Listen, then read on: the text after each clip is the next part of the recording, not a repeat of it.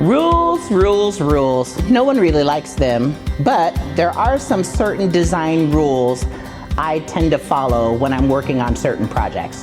And today we're going to talk about those 5 rules that I tend to follow when I do any project, and that will help you keep on track and just help you style your rooms the way that Roma would do it. So let's get into it. The first rule I tend to follow is scale and proportion.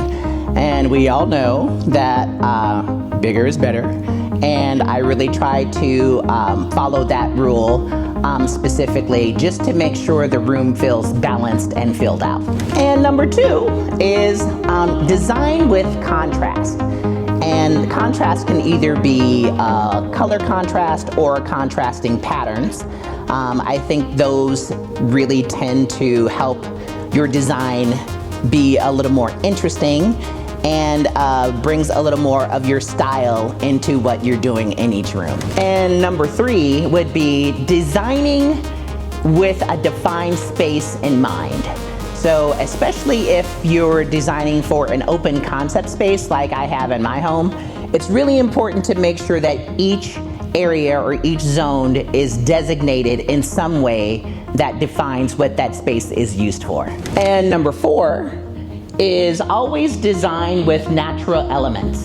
So something that's made from wood or stone or metal, or something that would give you some texture and sort of dimension, I guess, would also be that. So something like leather or something like that, just to give the room a little more variance in your texture story, and it helps your eye travel to different areas of the room. And number 5 would be create your space to have memories.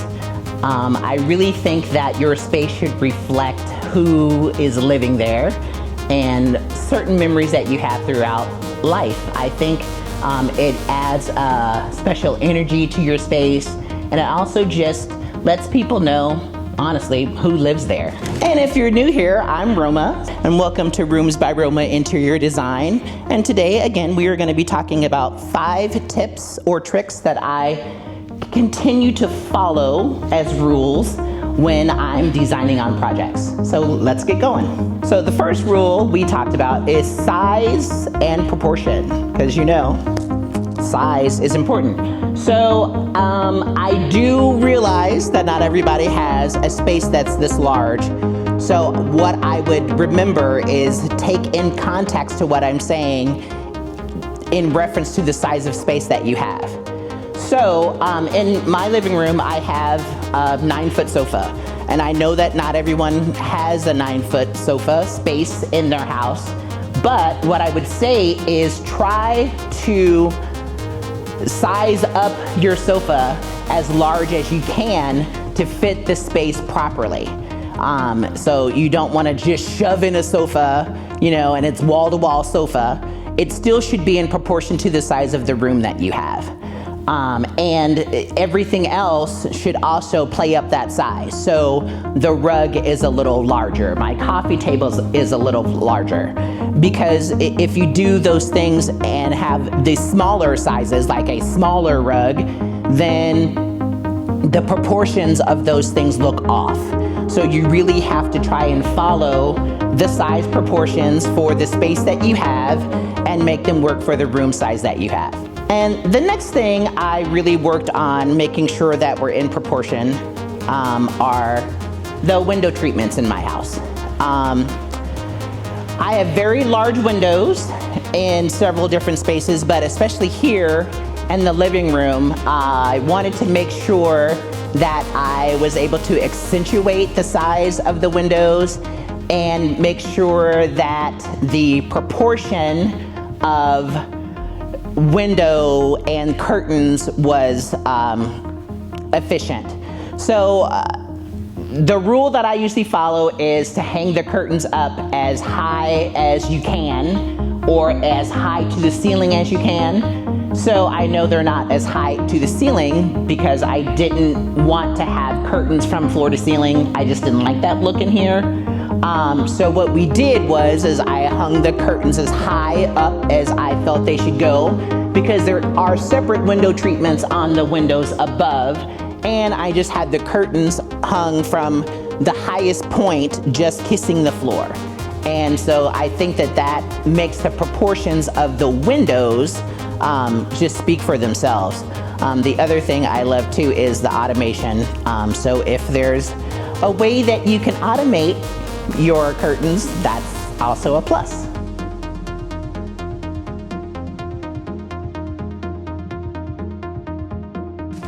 And if you're looking for some professional design help, feel free to check out my website at roomsbyroma.com, and you can set up a virtual appointment. And again, I look forward to creating with you. So rule number 2 I use to follow is decorating with contrast and color. So blue is the primary color scheme in this room, but when you decorate with blue or any color, I think it helps to give the space a little more dimension if you use different shades or tones of that same color and not just the same tone of blue throughout the entire room.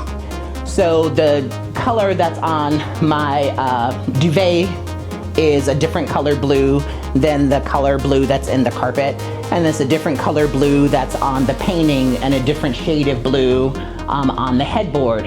And they coexist together because they're the same color but different variants of those colors. The other thing is when you're mixing patterns. So there's like a paisley pattern I have on the floor in the carpet, and then I have like this check or diamond pattern inside the pillow. They don't match, but they go together and they complement each other because of the color scheme. And I also really like to contrast with more dense color and neutrals. So that is the reason why on the top of the bed I have this neutral cream throws on top, and then the pop of yellow. So when you mix all of these different tones and textures and patterns together, it just makes it feel more interesting. And rule number 3 is defining specific spaces throughout your home. So one of the things that I did in my home to make sure that I was able to designate specific spaces is I used this trim accent paint to define separations within the open concept area. So before, this was all white and open, and I liked that, but it didn't ground certain areas for me. So I thought it would be great if I took some sort of design feature and added it to each space. And I didn't want to overdo it, but I also didn't want to spend a whole lot of money. And paint is relatively cheap, and I think it still gave me the look that I wanted. So I had this area painted on this side to designate this smaller dining room area. And then this larger area here shows the separation for the living room space.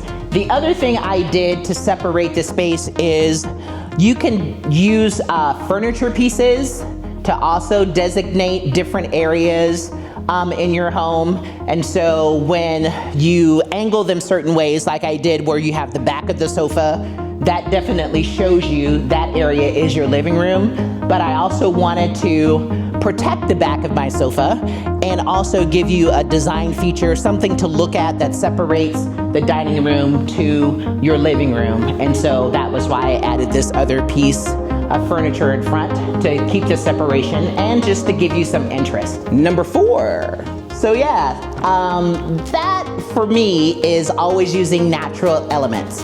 So elements like wood or marble or stone, those things really keep your space warm. So I really like the look of wood in a space. I have different tones of wood.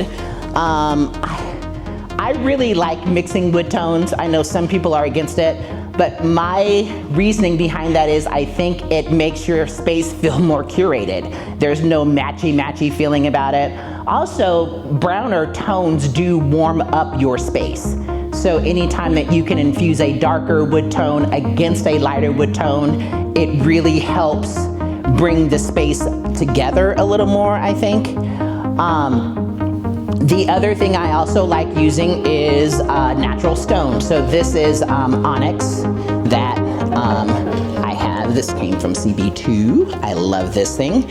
And these natural stone elements also give your eye just a little more of something to view, also a little more something to just talk about, and it gives your space a little more variation than just the regular same shade, same tone, same texture. It just gives you a little more variance between pieces. So as I mentioned with the vase, I just like the veining on this.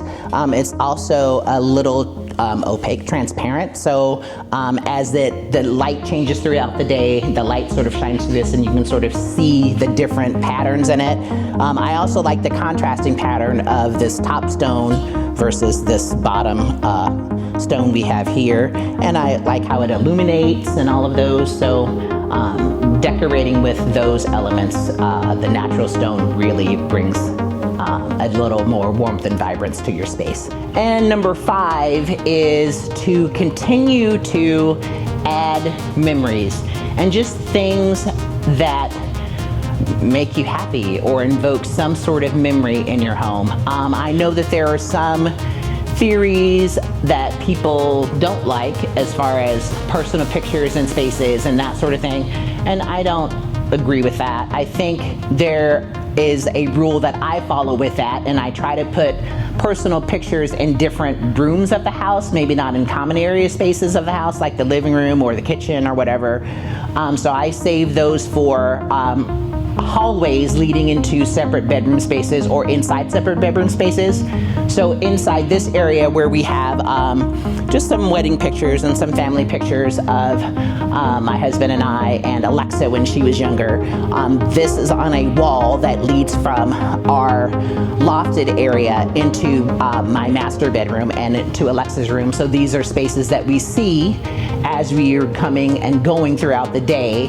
And so that sort of just gives us memories of some good times that we had. And then this is, again, one of my favorite pictures in our house. It's called La Familia, and it's a picture that we purchased in Hawaii the year that my husband passed away. My daughter liked it because she says it reminds her of us, me and her dad. So those are areas that I try to keep those personal pictures and those other memories just so that we can still continue to have those. So use those areas in spaces where they just mean a little more to you. So I wanted to leave you with the bonus tip, and the bonus tip number 6 would be there are rules, but learn the tips on when to break the rules, because that's kind of what design is all about. There are guidelines, is what I say. There are really no hard and fast rules. You must do this, you must do this, you have to do this, and you just kind of go, I'm gonna do this. And sometimes when you swerve, that's when I think you make your best design choices, your best design decisions.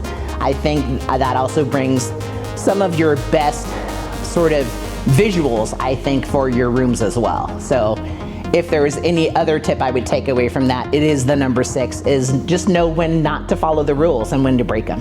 Well, roomies, that concludes today's video, and I appreciate you spending so much time with me today. If you get a chance, go down to the bottom and click those buttons, that like and subscribe. It really helps the channel. The other thing I would love for you to do is go out and check out my website. The website is up, and I have blogs from all of the previous videos we have done. And it also gives you a chance that if you're needing some professional design help, you can set a virtual appointment on my calendar, and we can chat a little more and become creative and help each other out with your spaces. And as always, I look forward to creating with you.